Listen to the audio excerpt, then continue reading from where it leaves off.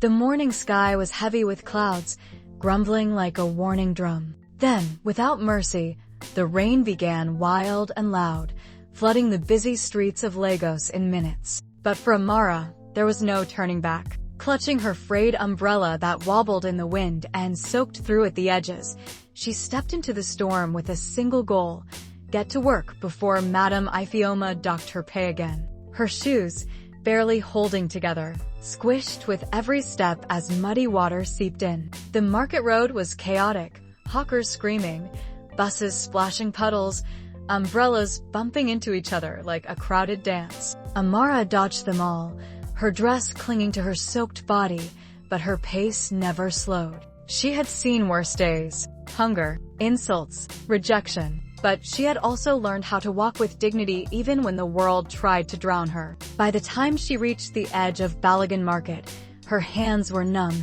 her teeth chattered, and her clothes stuck to her skin like second flesh. Yet, her eyes held that familiar fire, one that refused to be extinguished by poverty or pain. She whispered a silent prayer under her breath, not for miracles, but for strength. Vendors eyed her as she squeezed between tight stalls, some scoffing, some sympathizing. This one again, a woman muttered. She'll work like a slave and still get shouted at. Amara heard them but kept walking. To them, she was just another poor salesgirl. But inside, she carried something they couldn't see, a quiet resilience. And though she didn't know it yet, today would be different. Today, the rain wasn't just washing the streets. It was preparing the path for something extraordinary. The wind howled louder as Amara hurried along the muddy roadside, careful not to slip. Her heart pounded with every step. She couldn't afford to be late again. But just ahead, near a broken drainage, something caught her eye.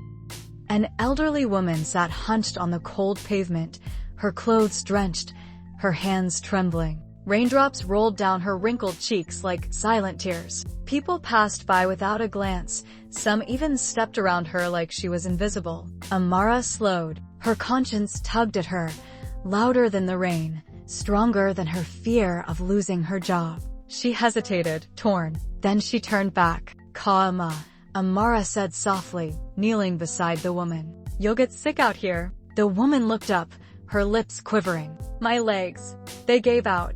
I was trying to get to the bus." Without another word, Amara removed her umbrella and held it over the woman. She gripped the old woman's cold hand, helping her to her feet with surprising strength. "Let's get you under that kiosk," she said, guiding her to a nearby wooden shelter. There, Amara unwrapped her small nylon bag and pulled out a piece of bread, her only meal for the day, and a sachet of water.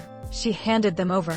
"You need this more than I do," she said with a smile. The old woman blinked, touched by the gesture. "What's your name, my child?"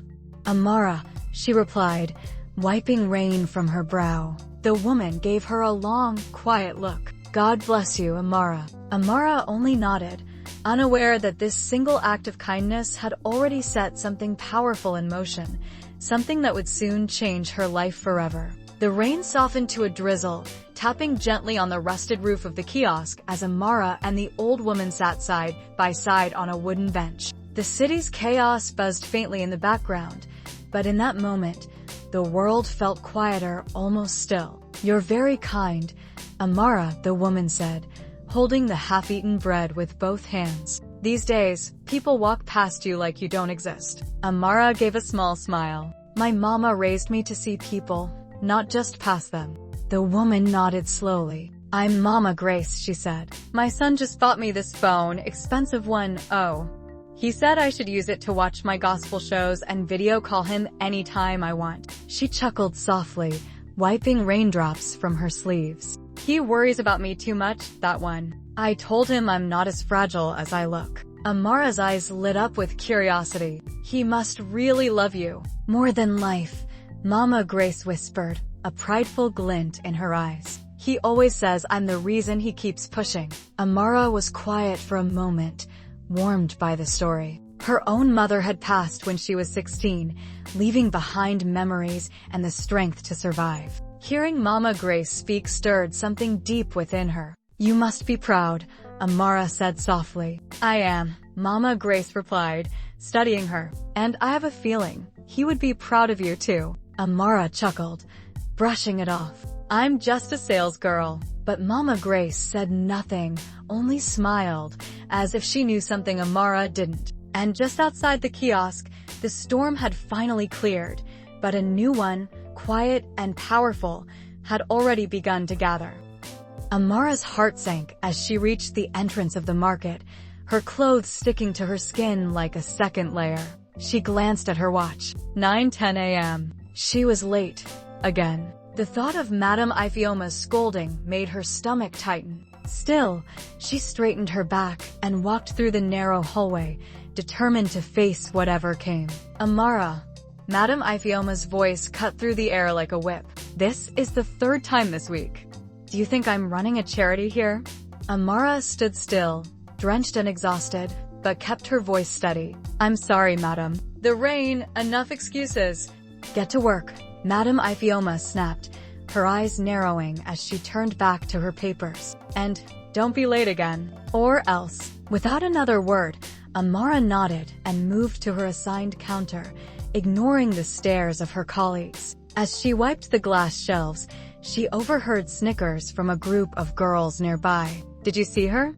Always playing the saint, one said, her tone mocking, trying to save everyone, even old women on the street. Amara said nothing. She had heard it all before. They didn't understand. To them, her kindness was weakness. They didn't see the long nights of aching feet, the hunger, the struggles. All they saw was a girl who'd never asked for help.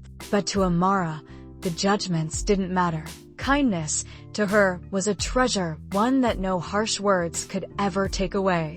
The sound of footsteps echoed down the hall, and Amara looked up, unaware that someone important was about to walk through the door. The morning after Amara's humbling day, the atmosphere in the market was different. A tense buzz filled the air. Whispers and frantic movements spread like wildfire. The company had just announced a surprise visit from the CEO. Everyone, from the managers to the junior staff, scrambled to look busy, adjusting displays and smoothing uniforms. It was a rare occasion, and everyone hoped to make a good impression. Amara, however, didn't change her routine. Her clothes were still damp, her shoes worn, but her work ethic remained steady. She kept her head down, focusing on her tasks. She didn't care about impressing anyone. She was just trying to survive each day with her dignity intact. Then, the door swung open. A hush fell over the room as the CEO walked in tall, impeccably dressed, and exuding an air of authority. Amara's colleagues immediately straightened, trying to compose themselves. But to everyone's surprise, the CEO didn't acknowledge the managers or any of the staff closest to him. Instead, his eyes searched the room until they landed on Amara.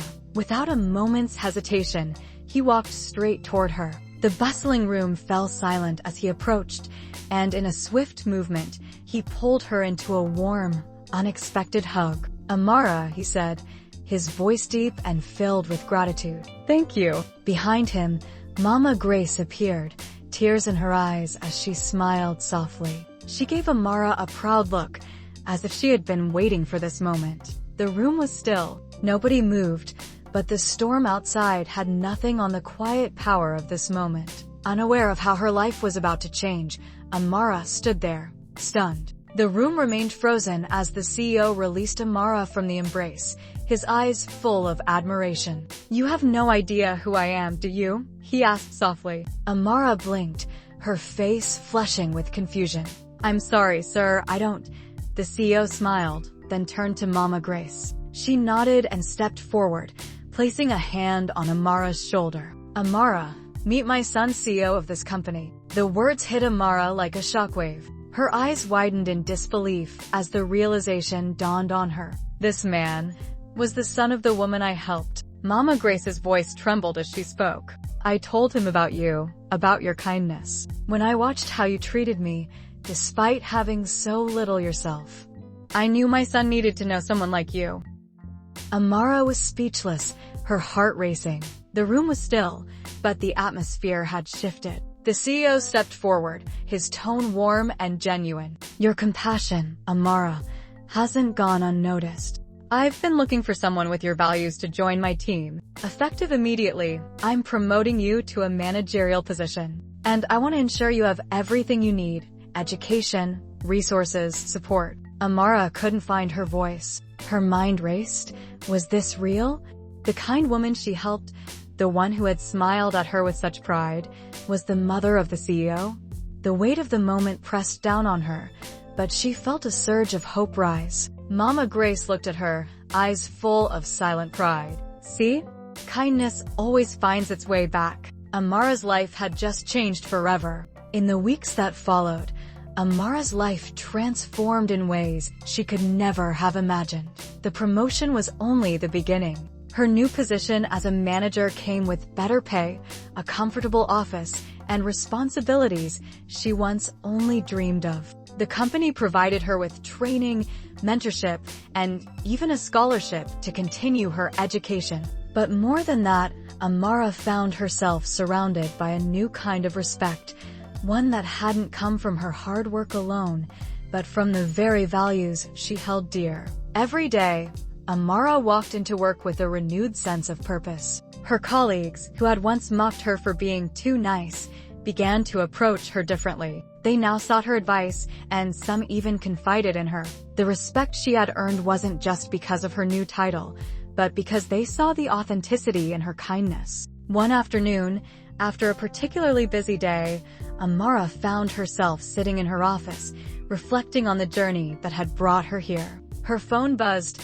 It was a message from Mama Grace. "I'm so proud of you, Amara. You've always had a heart of gold. Don't ever change." Amara smiled as tears welled up in her eyes. It wasn't the salary or the promotion that had changed her life. It was the reminder that kindness, when given freely, always finds a way back to you. As the sun set over the city, Amara looked out the window, grateful for the unexpected turn her life had taken. The storm had passed, but a new chapter had just begun.